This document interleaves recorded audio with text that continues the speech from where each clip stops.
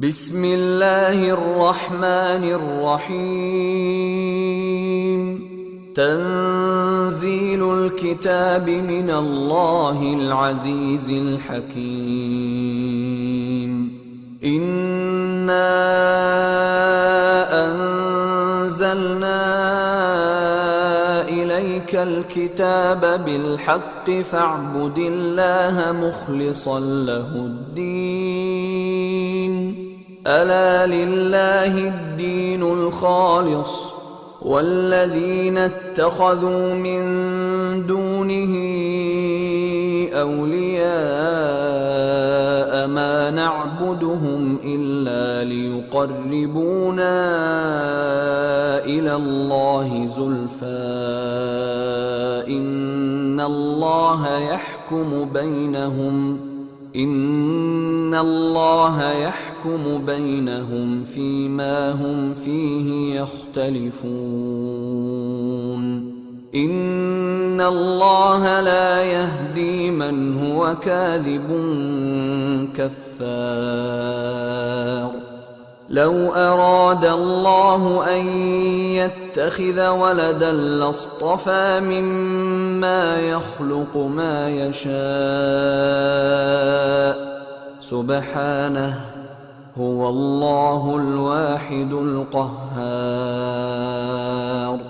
خلق السماوات والأرض بالحق يكور الليل على النهار ويكور النهار على الليل وسخر الشمس والقمر كل يجري لأجل مسمى ألا هو العزيز الغفار. خلقكم من نفس واحدة ثم جعل منها زوجها وأنزل لكم من الأنعام 8 أزواج يخلقكم في بطون أمهاتكم خلقا من بعد خلق في ظلمات 3 ذلكم الله ربكم له الملك لا إله إلا هو فأنى تصرفون.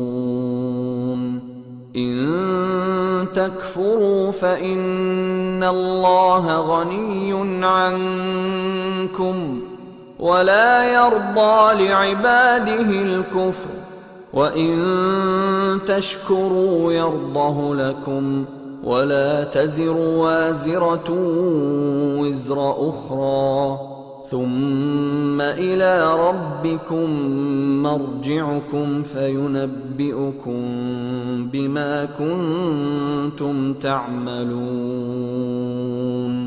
إنه عليم بذات الصدور. وإذا مس الإنسان ضر دعا ربه منيبا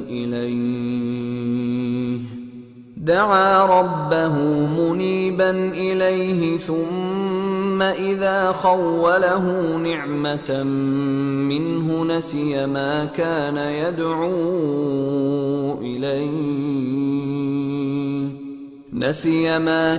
يدعو إليه من قبل وجعل لله أندادا ليضل عن سبيله قل تمتع بكفرك قليلا إنك من أصحاب النار. أمن هو قانت آناء الليل ساجدا وقائما يحذر الآخرة ويرجو رحمة ربه قل هل يستوي الذين يعلمون والذين لا يعلمون انما يتذكر اولو الالباب۔ شروع اللہ کا نام لے کر جو بڑا مہربان نہایت رحم والا ہے۔ اس کتاب کا اتارا جانا اللہ کی طرف سے ہے جو غالب ہے، حکمت والا ہے۔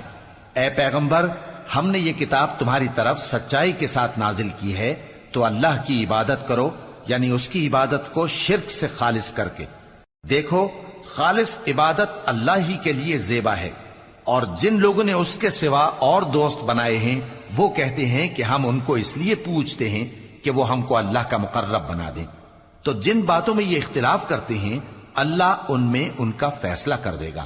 بے شک اللہ اس شخص کو جو جھوٹا ناشکرا ہے ہدایت نہیں دیتا۔ اگر اللہ کسی کو اپنا بیٹا بنانا چاہتا تو اپنی مخلوق میں سے جس کو چاہتا منتخب کر لیتا۔ وہ پاک ہے، وہی ہے اللہ جو اکیلا ہے، بڑا زبردست ہے۔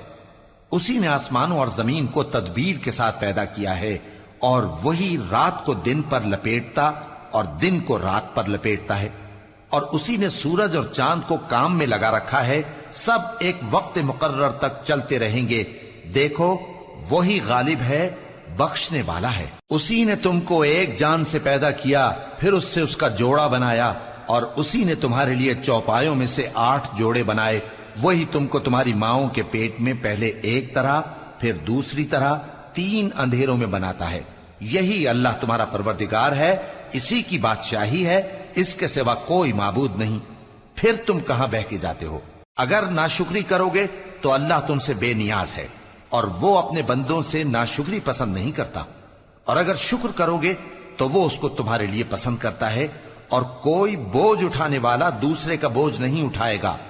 پھر تم کو اپنے پروردگار کی طرف لوٹنا ہے، پھر جو کچھ تم کرتے رہے وہ تم کو بتا دے گا۔ وہ تو دلوں کی پوشیدہ باتوں تک سے آگاہ ہے۔ اور جب انسان کو تکلیف پہنچتی ہے تو اپنے پروردگار کو پکارتا ہے، اس کی طرف دل سے رجوع کرتا ہے، پھر جب وہ اس کو اپنی طرف سے کوئی نعمت دے دیتا ہے تو جس کام کے لیے پہلے اس کو پکارتا تھا اسے بھول جاتا ہے، اور اللہ کا شریک بنانے لگتا ہے تاکہ لوگوں کو اس کے رستے سے گمراہ کرے۔ کہہ دو کہ اے کافر نعمت، اپنی ناشکری کے باوجود تھوڑا سا فائدہ اٹھا لے، پھر تو دوزخیوں میں ہوگا۔ بھلا مشرک اچھا ہے یا وہ جو رات کے مختلف اوقات میں زمین پر پیشانی رکھ کر اور کھڑے ہو کر عبادت کرتا اور آخرت سے ڈرتا اور اپنے پروردگار کی رحمت کی امید رکھتا ہے۔ کہو، بھلا جو لوگ علم رکھتے ہیں اور جو علم نہیں رکھتے، کیا دونوں برابر ہو سکتے ہیں؟ پس نصیحت تو وہی حاصل کرتے ہیں جو عقل مند ہیں۔